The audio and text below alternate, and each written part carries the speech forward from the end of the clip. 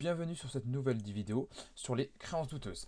Alors, dans cette vidéo, nous verrons les créances clients en quelques mots, puis nous verrons la différence entre les créances douteuses et les créances recouvrables. Je continuerai avec une application et sa correction.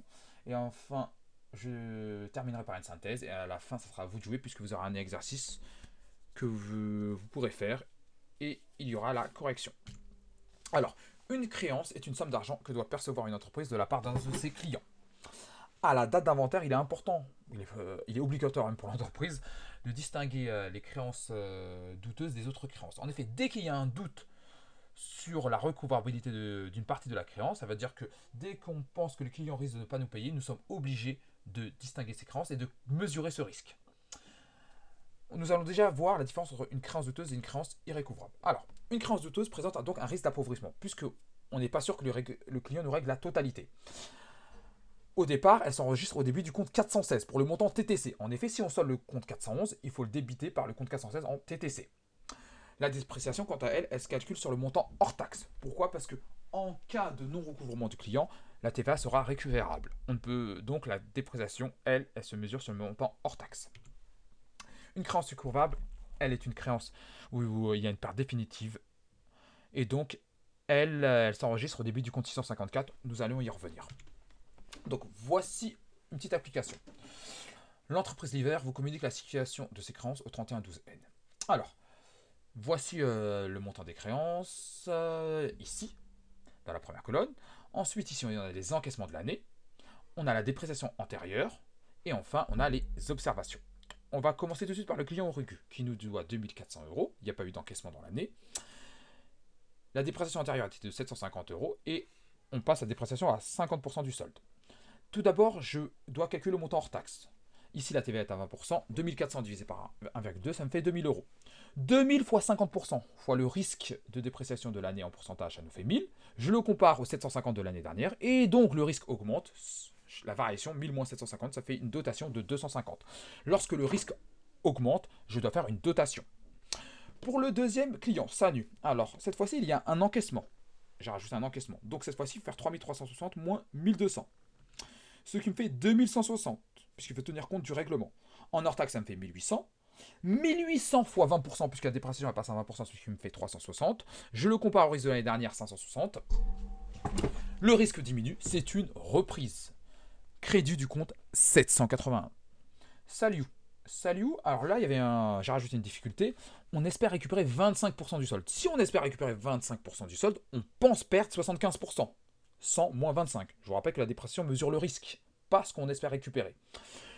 Donc, 5400 moins 900, ça me fait 4500. 4500 fois, ça me fait 4500. 4500 divisé par 1,2, ça me fait 3750. Que je multiplie par 75%, ça me fait 2812,5. Pareil, je compare au risque de l'année dernière. Donc, une dotation de 1012,5. Alexander. Alors, Alexander, lui, c'est la créance, elle devient irrécouvrable. Donc, si elle devient irrécouvrable, il faut faire attention. Le risque doit passer à 0. Alors, il y a beaucoup de personnes qui, lorsque la créance devient irrécouvrable, mettent la totalité de la créance. Non, au contraire, le risque disparaît. Je vous donne un exemple.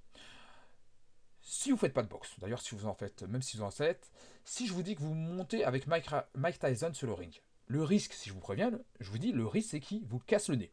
Vous ne m'écoutez pas, vous êtes têtu, vous montez sur le ring. Qu'est-ce qui se passe? Il vous casse le nez. Donc, il n'y a plus de risque. En effet, vous êtes monté. Donc le risque avant que vous montiez, c'était qu'il vous casse le nez. Vous montez, il vous casse le nez. Il n'y a plus de risque. C'est la même chose pour la créance irrécouvrable. Au départ, il y avait un risque de perdre 100 euros TTC. Et bien le risque, comme il disparaît, puisque la créance devient irrécouvrable. Donc le risque passe de 100 à 0. Donc on fait une reprise de 100. Et à la fin, je dois quand même constater ma créance irrécouvrable, 500 euros hors taxe et 100 euros en TVA. Firminia, c'est un nouveau client douteux. Donc, comment je le sais, en général, quand on le met sous le tableau, c'est un nouveau client douteux. En outre, il n'y avait pas de dépréciation antérieure. 1200 divisé par 1,2, ça fait 1000. La dépréciation passe à 50%, ça me fait 500. De 0 à 500, ça me fait une dotation de 500. Je fais mes totaux. Le total de mes 4 dernières colonnes. Le reste, c'est pas la peine, puisque c'est celle-ci que je vais enregistrer. J'enregistre toujours mes flux en comptabilité, je vous le rappelle. Donc, j'enregistre une dotation de 1762,5 et une reprise de 300.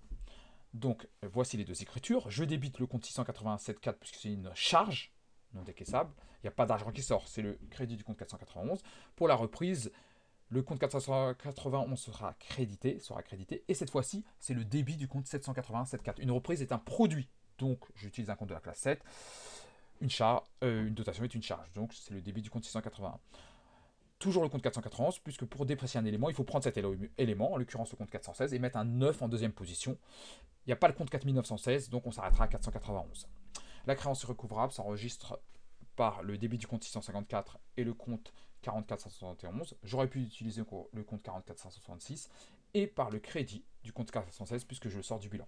Enfin, ma nouvelle créance douteuse s'enregistre par le débit du compte 416 et le crédit du compte 411 par le montant TTC puisque je sors le compte 411 du bilan. Donc en synthèse, il faut tenir compte des encaissements de l'année au départ. Il ne faut pas oublier de calculer le montant hors taxe de la créance. Attention au taux de TVA. Ici, j'ai divisé par 1,2. Mais si le taux de TVA aurait été de 5,5%, par exemple, j'aurais divisé par 1,055. Il faut calculer la dépression de l'année N sur le montant hors taxe. Il faut la comparer à celle de l'année N-1. Ensuite, j'ajuste la dépréciation, soit une dotation, soit une reprise. Pour les créances récupérables, il faut faire attention, le risque de l'année passe à 0, donc la dépréciation de l'année passe à 0. Et pour les nouveaux clients douteux, il faut passer du compte 416 au compte 411. Voici à vous de jouer, vous aviez un exercice à faire. Alors ce que je vous conseille, c'est de prendre une feuille, essayez de le faire. Voilà, et de regarder juste la réponse à la fin. Vous avez aussi le tableau des créances douteuses derrière que vous devez recopier pour faire. A noter que ce tableau, il n'est pas forcément donné à l'examen, donc il vaut mieux le connaître. Donc voilà, j'espère que cette vidéo vous a plu et surtout elle vous aura servi. A bientôt.